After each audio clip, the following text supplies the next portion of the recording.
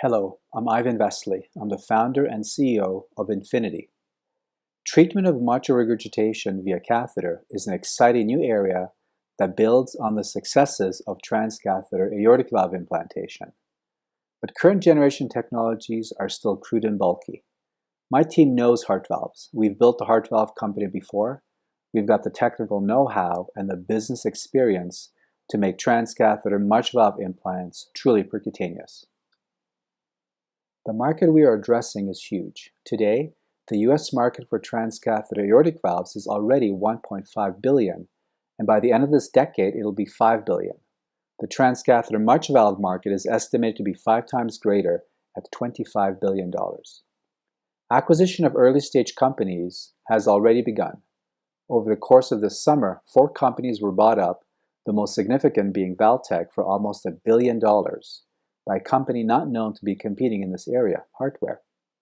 Such large acquisitions are common in this business, and there will be a lot more in the future until any one particular strategy is shown to be superior. Mitral regurgitation is arguably the most common disease in the US. Almost 1% of all people have some form of MR. In the US, 2.5 million people are affected. 1 in 10 patients over 75 years of age has moderate to severe MR, meaning that they should be treated. But only 2% of the severely affected patients get treated, and of those that are even considered for surgery, 50% get rejected by the surgeon because they have other comorbidities. Basically, they are too sick from other causes to undergo open heart surgery in a safe manner. Yes, mitral valve surgery is often denied and delayed because it is difficult. Few surgeons can do it well, and often it doesn't last. There's a real need for non-surgical solutions in this space, just like there has been for the aortic valve. What has worked for the aortic valve can also work for the mitral valve. TAVR has absolutely revolutionized the treatment of aortic stenosis. Initially, it was recommended for only the really sick, inoperable patients, but now that the outcomes have been so good, it is moving into the mainstream population. Those that have been skeptical about TAVR now embrace it. In Germany, over half of all aortic valve replacements are being done via catheter. The number of players is considerable. Both large and small companies are competing, and Edwards and Medtronic have the lion's share of the market. Why? Because it just works. The data is quite good. The devices are getting smaller, which makes them safer, and frankly, patients would rather opt for an inferior, non-invasive therapy rather than having their chest cut open. In the US, the gatekeeper on this technology has been the FDA. In Europe, it has just taken off. Here are the main contenders. CardiAQ was recently acquired by Edwards because the Edwards Fortis valve had thrombosis issues. Medtronic acquired Tendyne, Hardware acquired Valtech, and there are many others. But what you see here is essentially the same approach. Large, bulky devices that are self-anchoring within the mitral apparatus. Anchoring against the mitral valve is far more complex than anchoring against the aortic valve. The tissue is soft with highly variable anatomy. As such, TMVR devices are complex.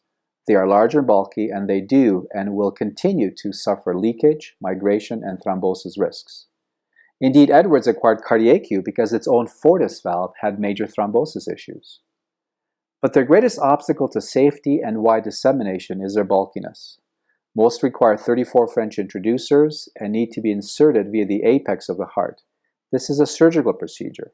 What is needed is a transfemoral venous delivery approach. To do this safely, you need a 16 French steerable catheter or smaller. Current generation TMVR devices are nowhere near that. We have a way to reduce the bulk of these devices considerably. We can deliver devices to the mitral valve transvenous and with 14 French catheters. We have the details worked out and patents have been filed. Here's how we do it in a generic sense.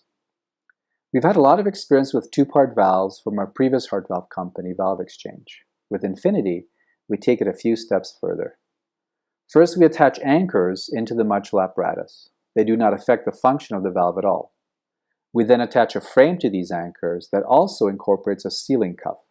But unlike others, this frame does not affect the function of the native mitral valve, and the physician is not rushed to implant the prosthesis. Finally, we implant a conventional, well-proven transcatheter valve into this frame. This valve takes over the function of the leaky native mitral valve. We thus build the complete system inside the patient's heart, one piece at a time, using 14 French catheters and via the much safer transvenous route.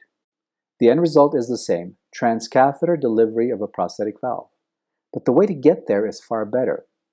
The physician has far greater control during the deployment of each component.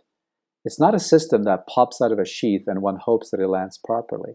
The physician is controlled at all times. Decisions and revisions can be taken during each step. But the main benefit is the far smaller profile, 14 French or better, versus the 32 or 34 French of current systems. Smaller is better, the difference is obvious immediately. The value proposition is thus very clear. Smaller is better. Because we are an order of magnitude smaller than the competition, we are going to be the preferred device for all physicians, and thus the target for acquisition by all interventional companies, even those that already have a system. We will immediately obsolete any TMVR device that is out there. But can we be competitive if we are just starting, whereas others have been at it for over 3 years? The answer is yes. First is not always the best. We know the clinical and regulatory hurdles that the others will face when they start doing clinical trials. We don't need to qualify a new valve. We have the frame, and that frame will accept existing transcatheter valves already on the market, like the Edwards Sapien XT that is already being delivered through a 14 French introducer. We are thus disruptive from a device French size aspect, but also from a regulatory aspect. Our frame will accept already approved devices. We can be in humans almost a year from now and start negotiating for an acquisition in 6 months when animal studies demonstrate feasibility. Because we are not developing a valve and the frame components are far simpler, our timeline is very fast and the cost requirements are modest. We can get the first-in-man implants for about $1.5 million and do that in a little over a year. The return on investment will therefore be huge. We believe we can pull this off so quickly because we have done so before. At Valve Exchange, Dwayne and I and our team developed the Vitality valve from scratch and got it to first-in-man in 9 months. Right afterwards, we geared up for our CE Mark studies and built 100 valves in less than 1 year. We are fast and we are efficient. And we have access to all the engineering and clinical resources that we built up at Valve Exchange. The entire QA system that Kevin built for Valve Exchange can be dropped into Infinity. That is how efficiently we can work. So to summarize, we have a totally disruptive technology to deliver mitral valve prosthesis via catheter. We will be highly competitive in a 25 billion TMVR market because our delivery system is an order of magnitude smaller in a functional sense than what is out there today. Smaller is better, smaller is attractive to physicians, smaller expands the number of patients that can be treated. But we are not just smaller, we are smarter. We use existing off-the-shelf transcatheter valves that are already approved for treating aortic stenosis. These devices have already been used in the mitral position as valve-in-valve. We just provide the frame. By developing just the frame to anchor these existing TAVR devices, we need less money, less time, and less regulatory effort to get approval.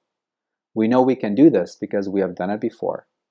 There are still many candidates looking for an acquisition, and when we show up, we'll be on everyone's list. We will have a great exit, and it will take only about a year to get there. Thank you for your interest. This slide summarizes the project and the investment opportunity. If you have any questions, please feel free to contact me via email or phone, and I will be happy to answer them. Thank you.